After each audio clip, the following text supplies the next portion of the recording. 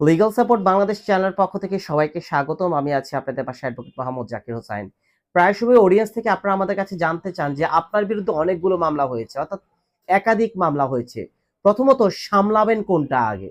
অর্থাৎ আপনার বিরুদ্ধে যদি একাধিক মামলা হয়, আপনি প্রথমত কোনটা সামলাবেন এবং পরবর্তীতে কোনটা সামলাবেন, এই বিষয়ে অনেকবার জানতে চান।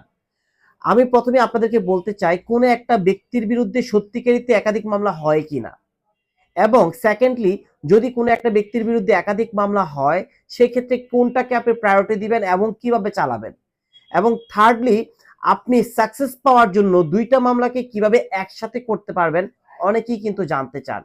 প্রথম কথা, একই ব্যক্তি যদি কয়েকটা অপরাধ করে অবশ্যই তার বিরুদ্ধে কিন্তু একাধিক মামলা হতে পারে, অর্থাৎ এই ক্ষেত্রে কিন্তু কোনো ডাউট নেই যে আপনার বিরুদ্ধে একাধিক মামলা হতে পারবে না। আপনার বিরুদ্ধে কিন্তু একাধিক মামলা হতে পারে। পরবর্তীতে এমনও হতে পারে যে আপনার যেহেতু একাধিক মামলা হয়ে গিয়েছে, এই ক্ষেত্রে আপনি ইনফর্ম হয়েছেন যে আপনার বিরুদ্ধে একাধিক মামলা রয়েছে। এখন কোন মামলাটা আগে যাবেন, কোন মামলাটা আপনি পরে যাবেন? প্রথমত মাথায় রাখবেন কোন মামলা আপনার বিরুদ্ধে হয়েছে, মামলাগুলোকে আইডেন্টিফাই করতে হবে। সাপোজ ধরে নিলাম আপনার হাজবেন্ড অথবা আপনার ওয়াইফ বা আপনার যে কোনো পরিচিত রিলেটিভস বা আপনার সাথে যে ব্যবসা করছে সে, অথবা আপনার ফ্রেন্ড সার্কেল, যে কেউ আপনার বিরুদ্ধে যে কোনো মামলা করতে পারে। প্রথমত ধরে নিলাম আপনার বিরুদ্ধে একটা যৌতুক মামলা হয়েছে, আপনি একজন পুরুষ, আপনার বিরুদ্ধে একটা যৌতুক মামলা হয়েছে। কিছুদিন পর আপনার ওয়াইফ ঠিক আপনার বিরুদ্ধে আবার একটা নারী নির্যাতনের মামলা করে ফেললো, এবং তার কিছুদিন পর আবার আপনার বিরুদ্ধে একটা দেনমোহরের মামলাও করে ফেললো।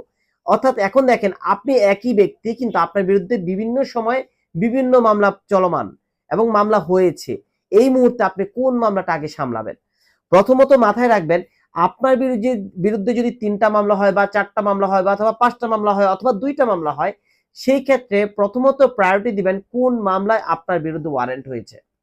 এখন যদি দেখেন যে মামলায় ওয়ারেন্ট হয়েছে সেই মামলায় প্রথমত আপনি আগে সামলাবেন, কারণ যদি আপনি ওয়ারেন্ট করা মামলা যদি না সামলাতে যান, পূর্বে যে মামলা ওয়ারেন্ট হয় নাই সেটা যদি সামলাতে যান, আপনি কিন্তু প্রথম যে ওয়ারেন্ট হয়েছে সেটাতে কিন্তু অ্যারেস্ট হয়ে যাবেন। তখন কিন্তু সেকেন্ড মামলায় আপনি আর রেমেডি পাবেন না, কারণ আপনি একটা মামলায় ওয়ারেন্ট হয়ে আপনি অ্যারেস্ট হয়ে গিয়েছেন, আপনি কিন্তু সেকেন্ড মামলাটা আর কন্টিনিউ করতে পারছেন না, কারণ আপনি জেল হাজতে থাকতে পারেন। সেই জন্য যদি আপনার বিরুদ্ধে একাধিক মামলা হয়, প্রথমত আপনার বিরুদ্ধে ওয়ারেন্ট হয়েছে সেই মামলাটাকে আপনি কন্টিনিউ করবেন। সেকেন্ড কোন মামলাটা?